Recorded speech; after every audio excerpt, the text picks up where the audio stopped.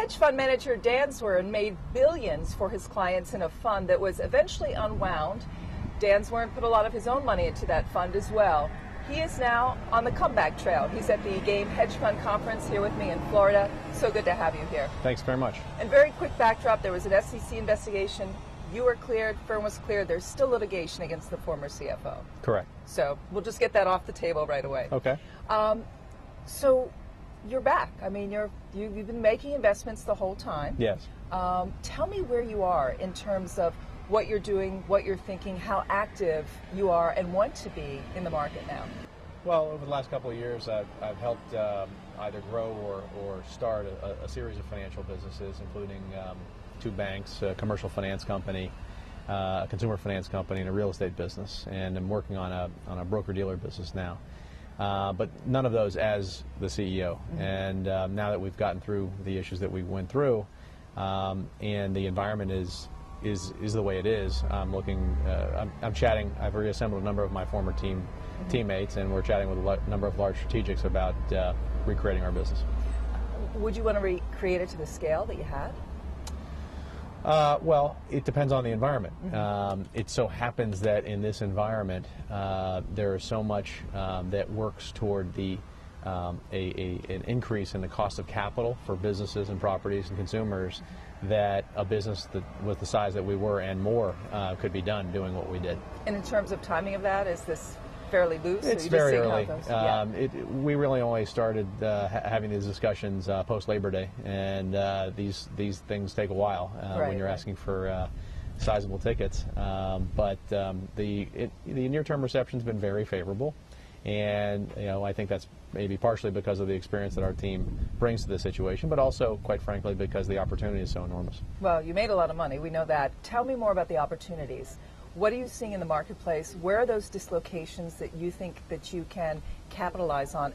And talk to me about how your strategy differs on a performance level than some of the other more traditional, I don't want to say simpler hedge fund strategies, but perhaps more common. More common, more liquid. Yeah. Well, the reality is that given developed market monetary policy right now and the overwhelming desire that regulators and other kind of government bureaucrats have steered financial institutions away from the provision of credit to people, property, and companies in need, there's just an enormous addressable marketplace out there for which that has no ability to access credit. And there's a large have and have not pool out there, such that if you're someone who needs credit, there's really nowhere to turn as a general matter. And if you're someone who doesn't, lots of people want to lend you money. And so whether that's 4 billion plus underbanked consumers in the world, or that's a whole host of small, medium-sized businesses throughout the U.S. and Europe, or that's or various types of property and structured finance assets that have no home, there's a lot of places to be a provider of liquidity to those in need. Does the strategy change for you if we start to see the Fed make a move on interest rates? I know it's an early question, but yeah. If things go better and at the end of this year we start to see some change in thinking of the Fed, does your strategy prove to be less effective, or how do you sort of manage that aspect of it? Well, as a general matter, we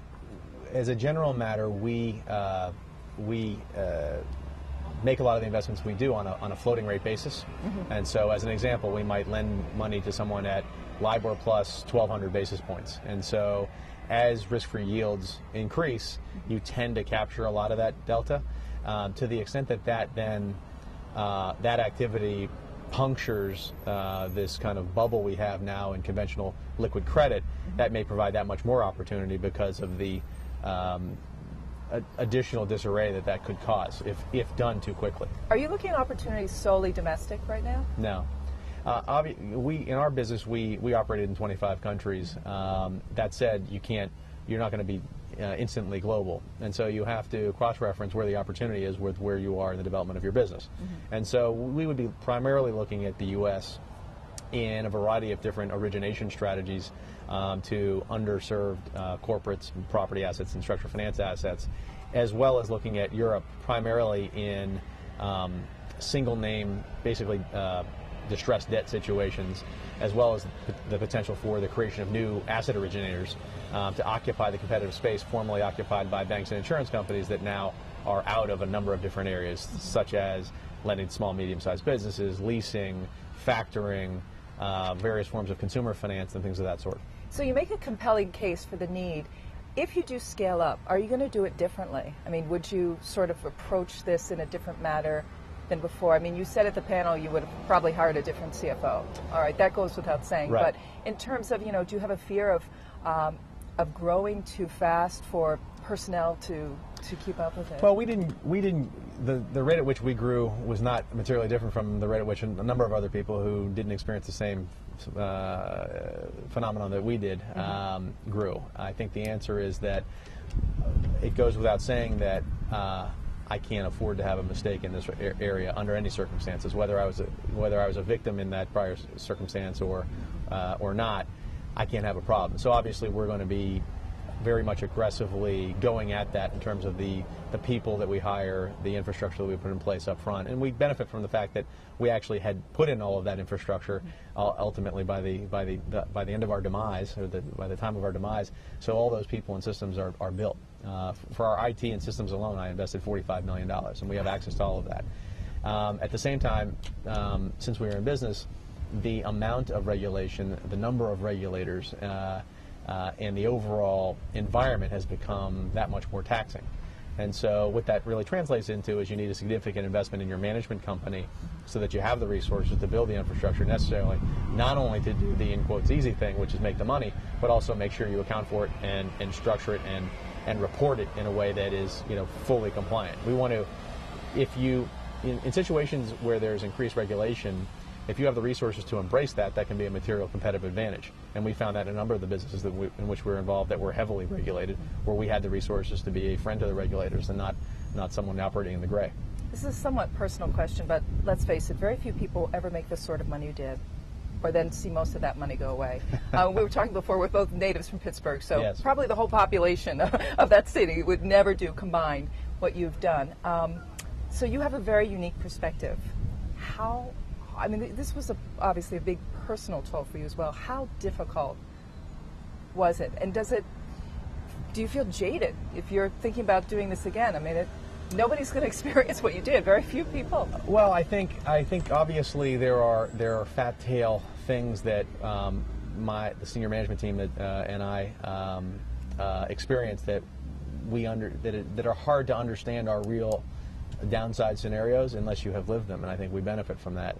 But ultimately, it obviously differs for different people. But for me, the opportunity and the fun was in building and creating something. I was not, living a rap star's life. I was reading memos and making great investment decisions and doing it with great people, and that's what I'd like to do, whether I make $1 or many times that. And so, I really don't have any other choice but to do what I like to do. We should point out, actually, it was you who brought problems at the firm to the attention of the SEC. I just want to clarify that, because we did not do that in the beginning. Yep. Do you view the SEC differently? Well, look, there was a famous case at the Supreme Court, the John Thompson case, where there was prosecutorial willful misconduct for which the Supreme Court decided there was no redress, there's no recourse. And so the reality is, obviously, if you're going to keep a fair playing field overall, there are going to be some mistakes now and then. It's never fun to be on the wrong end of those mistakes, if one could even perceive my situation to be a mistake, which I'm not saying it was. And we were gratified that the regulators came to our view of the facts. And obviously, we would have benefited from that being sooner rather than later. But we have no issues with them in any way. But, it's just a fact of the system. And, they're only humans, and they're coming in every day trying to do the best job they can. Obviously you'd like a little more alignment, and you'd like, in most professional situations there are standards of conduct for which people must be held to account. It tends to be the case that in kind of regulatory matters there is no such thing. But, at the end of the day, there are worse things than my situation. You could be, imprisoned in Angola for 30 years wrongly, and have no redress. So you have to keep these things in some level of context. So while all this was going on, you still were making money for your clients before. You said you made about $1 billion in the Between period. the fall of '06 and the end of '07, at which point I was no longer in control of the allocation of our assets. Yeah. So I'm wondering if this time it's just going to be so much easier in that you won't have a distraction or an overhang. You have the systems in place.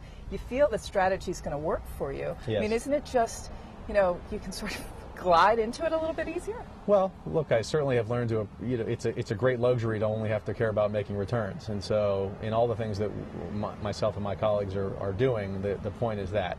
It's to keep every other moving piece sitting still, making sure we are, you know, double and triple what we need to be in terms of the infrastructure necessary to conduct our business, so that we only have to do the returns thing, which was something that we seem to be able to do effectively. What would you like to see this year in terms of returns?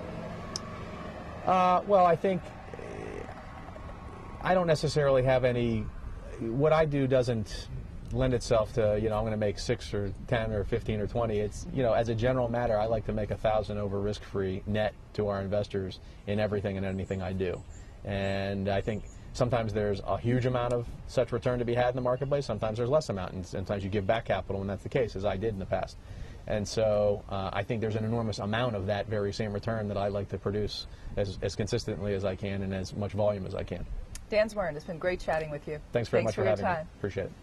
I'm Rhonda Schaffler. This is Reuters.